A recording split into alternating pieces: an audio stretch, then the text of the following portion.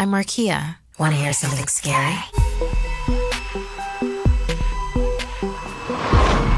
Critter Valley Black.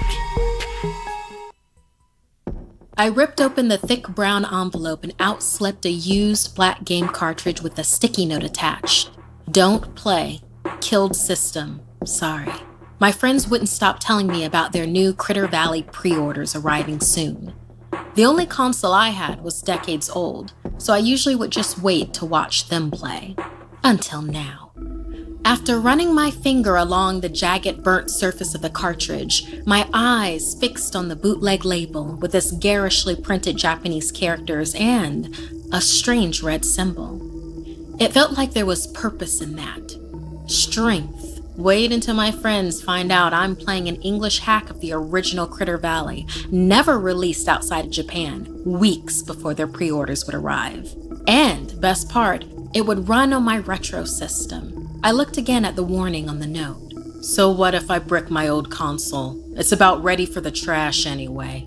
I paid 2 weeks worth of allowance for the game, and now I was going to play. Flinging off the covers, I went to my desk and pulled out my system. I took a seat, popped in the cartridge, and turned it on. When the game started, there was no boot-up screen. Weird, I thought, when I found no home menu, not even an option to choose a saved game to start from.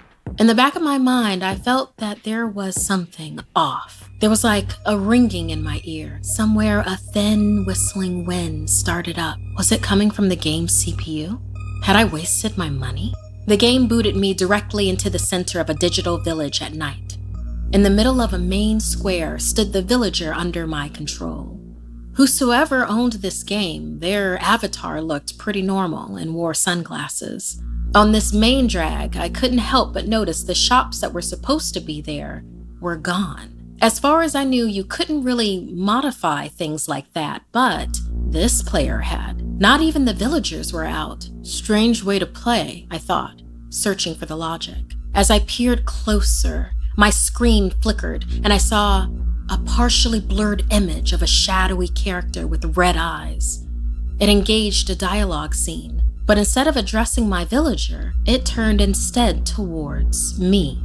"Have you returned, Isaac?" read the broken speech bubble through a garble of static noise. I shook my console remote and the weird malfunction went away. Who's Isaac?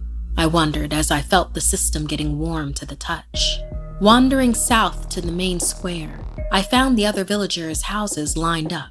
Each one was identical in shape and uniformly black. Whoever's game this was sure had strange taste. Maybe it was this Isaac? They really liked a bizarre aesthetic. In the windows of each house were Halloween lights, orange and bright. And they went through the effort of custom designing the front of each door to display a signpost with the red circular symbol from the label. Most people design movie posters of pictures of their dogs, but this had that symbol. Strength. The words echoed in my mind. To my surprise, it popped up on the screen, and I could hear the words repeated from a chorus of critters I couldn't see.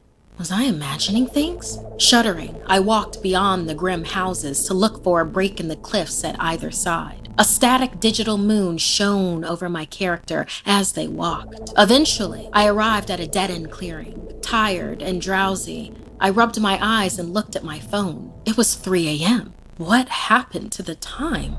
Then, through my TV speakers came a digitalized whistle of wind. The screen went black and flickered back on. That's when I saw my villager standing at the top of a hill, looking down at a large symbol glowing red and pulsating before the edge of a cliff. Suddenly, my villager equipped their shovel and began moving around without my input. I looked on in horror as my character's sunglasses disappeared without warning, revealing dark holes where the character's eyes should have been. Of its own accord, my villager started walking towards the outer edge of the symbol. That's when I noticed that equilaterally placed along the outer ridge of the symbol were 10 plots of dirt, and a terrible certainty grew within me that something, somehow, was buried in each one.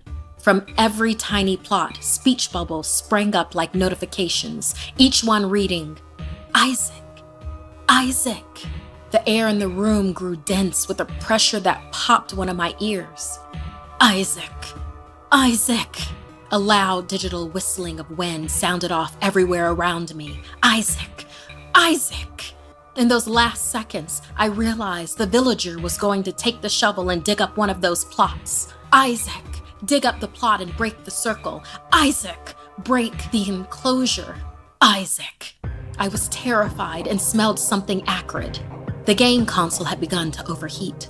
This was a trap for something, and this digital avatar, free of my control, was going to let it out. The character began to frantically dig, unearthing an animal skull. With a whir, the TV screen flickered images of the character I saw earlier, and the word strength flashed before my eyes as critters began the chant again. The creature drew near. Strength. The chanting growing louder. Strength. I was glued to the screen. I couldn't look away. It was coming for me. The controller sparked, sending shocks through my hands, up my arms. There was a sudden pop, and the house went dark.